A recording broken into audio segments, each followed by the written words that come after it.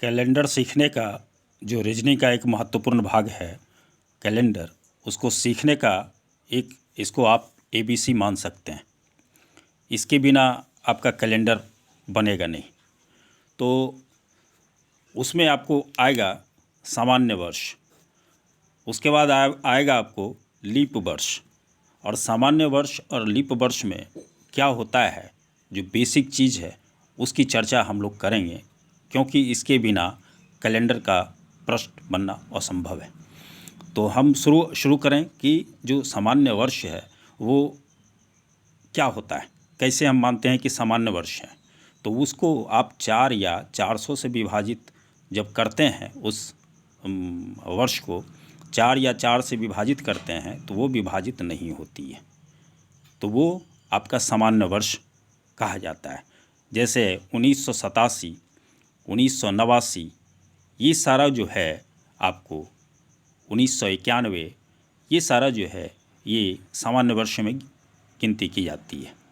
और उससे और सामान्य वर्ष की जो अगला जो महत्वपूर्ण चीज़ है कि किसी खास वर्ष का जो पहला दिन होता है और जो अंतिम दिन होता है, मतलब 31 दिसंबर, वो दोनों क्या होता है, एक ही दिन होता है, समान होता है। जैसे मान लिया जाए कि 1 जनवरी को 1987 में 1 जनवरी को सोमवार था, तो 31 दिसंबर को भी सोमवार ही होगा।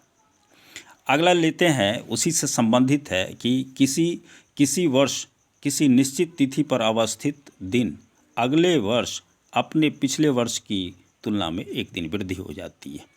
जैसे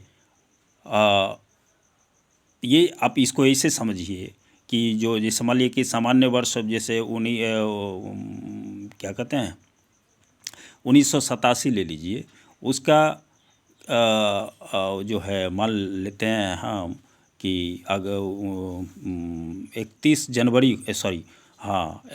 जनवरी को अगर मान लिया जाए कि वो सोमवार है, 3 जनवरी को सोमवार है, तो अगला जो सामान्य वर्ष होगा उसमें जो वही 3 जनवरी को वो दिन हो जाएगा आपको, उसमें एक दिन की वृद्धि हो जाएगी। ये अगला दिन हो जाएगा आपको 3 जनवरी को आपको मंगलवार हो जाएगा, आगे मंगलवार हो जाएगा ये आपका। अगला जो अगला लेते हैं हम लोग लीप वर्ष लेते हैं। लीप वर्ष और एक चीज़ और है सामान्य वर्ष में, सामान्य वर्ष जो होता है वो 365 दिन का होता है। और अब चलते हैं अगले, हम लीप वर्ष में चलते हैं। लीप वर्ष होता है जो 4 या 400 से जो होता है वो विभाजित हो जाती है। वो जैसे हुआ 1984 हुआ, और उसके बाद हो गया 2000 हो गया, उसके बाद हो गया 1988 हो गया, ये सारा का सारा होता है लीप वर्ष होता है। मतलब ये 4 से या 400 से वो विभाजित हो जाती है। तो इसमें क्या होता है कि ये 300 जो लीप वर्ष होता है वो 366 दिन का होता है। तो स्वाभाविक रूप से वर्ष का जो प्रारंभिक दिन है जनवरी, अगर मान लिया जाए 1 जनवरी को अगर सोमवार है, तो हम सामान्य वर्ष में देख रहे थे कि 31 दिसंबर को भी सोमवार था, लेकिन लीप वर्ष में चूँकि एक दिन ये बढ़ जाता है, इसलिए 31 दिसंबर जो होता है वो आपको सोमवार के अलावा के ये मंगलवार हो जाता है। और जब हम लीप वर्ष की चर्चा करते हैं, जैसे मान लीजिए कि नेक्स्ट लीप वर्ष, 2 लीप वर्ष लेना है हमको। अब उस जैसे लीप वर्ष होता है, जैसे हमारा 1980 हुआ और फिर 1984, तो इस वर्ष की हम तुलना करेंगे। जैसे होता है कि पिछले वर्ष की तिथि जितनी थी उसमें 2 दिन बढ़ जाता है। जैसे मान लीजिए 4 जून 1980 को शनिवार था, 4 जून 1980 को सोमवार था, तो अगला जो लीप वर्ष होगा वो होगा अगला जो लीप वर्ष हो गया वो 1984 होगा।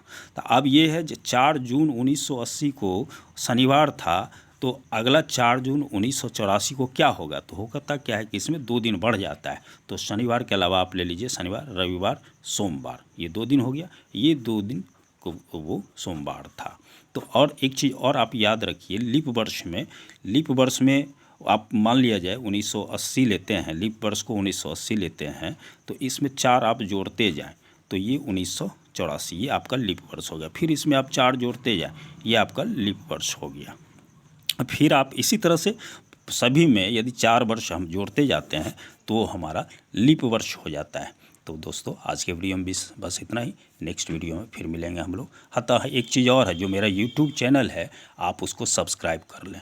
मेरा यूट्यूब चैनल है complete solution by Om sir, इसको आप सब्सक्राइब कर लें। और दूसरी चीज़ है कि इसको शेयर करें और लाइक करें। बस आज के वीडियो में बस इतना ही। नेक्स्ट वीडियो में फिर हम इसी प्रकार के वीडियोस के साथ आपसे मिलते हैं। धन्यवाद।